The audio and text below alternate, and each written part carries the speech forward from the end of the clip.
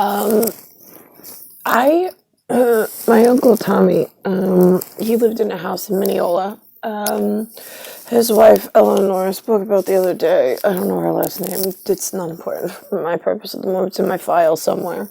I went over, or I poofed into his. I don't know. Either I went over, or I was poofed into his house, whatever.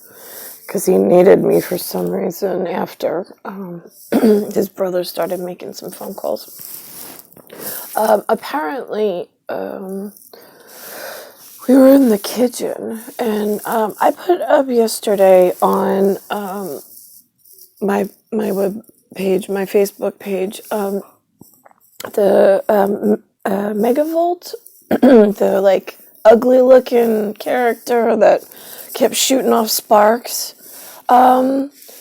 In a way, that's how Eleanor feels to me. She's not a pretty woman, I don't think, and she's not a really nice person, I don't feel. I mean, my mom has a totally different feeling off of her.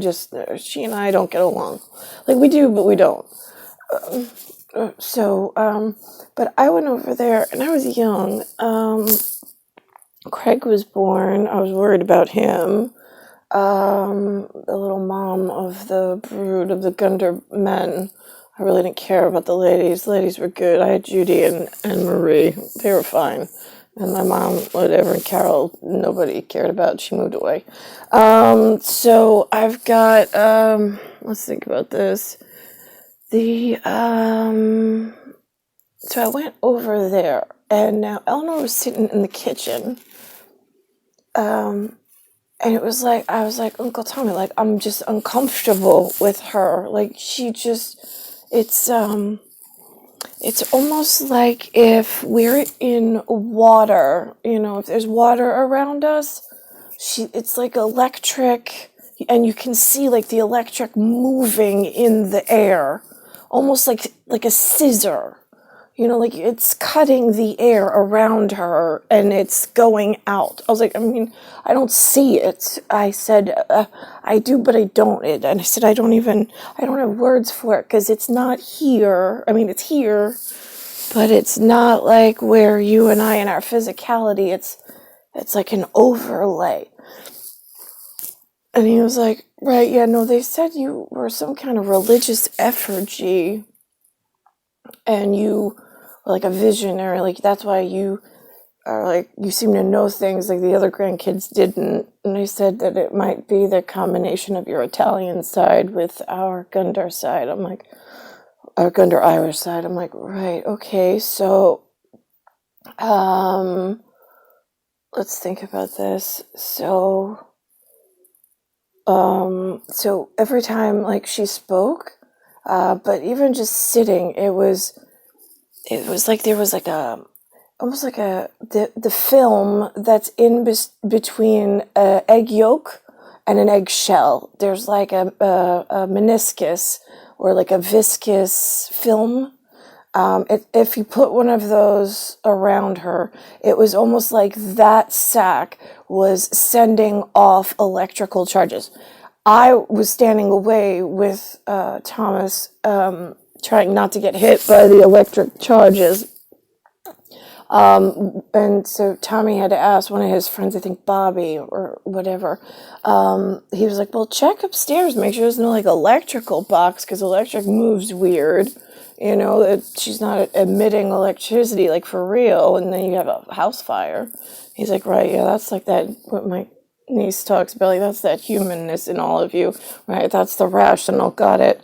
And then let's think about this. And then he's like, well, why don't we send off electric charges? And I'm like, I don't know. I mean, not everybody sends off electric charges like that. And he said, yeah, somebody told me it was almost like an electric fence.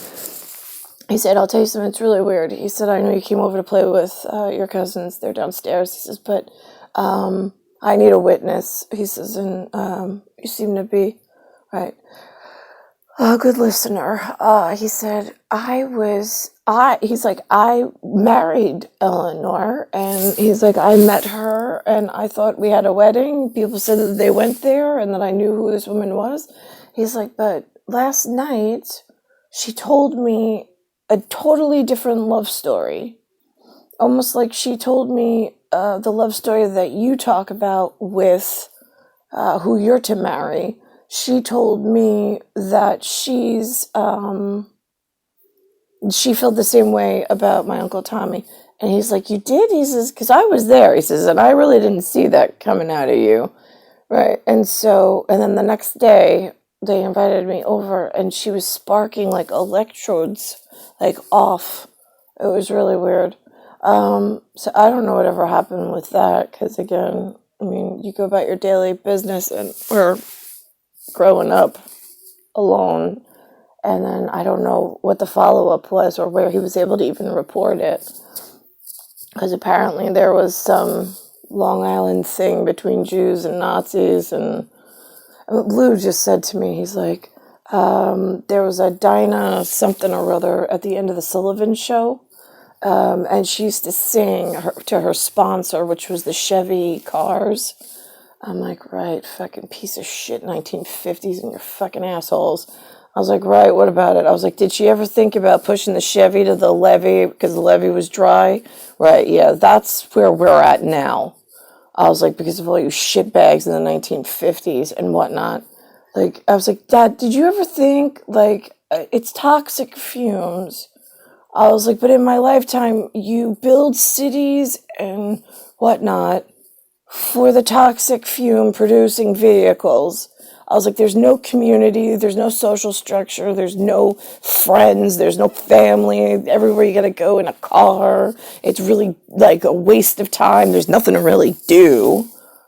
I was like, did you ever think about, I mean, there's no jobs either or employment. I mean, there's no way to make a wage or anything. Like, my dad, like, totally just, I mean, it's like, hello, anybody fucking home? No, exactly. I mean, this is how I arrived. I have people home in, like, genetics. They're just not in my daily whatever. The two I came to be with, they're really fucking dumb. And it's like grease. It goes in one ear, out the other, and nothing comes out except a paid advertisement, like a commercial on a fucking TV. And you're like, how do I fucking mute it? Like, you want to mute them on a fucking remote, but you can't. And you're like, I don't want to hear that.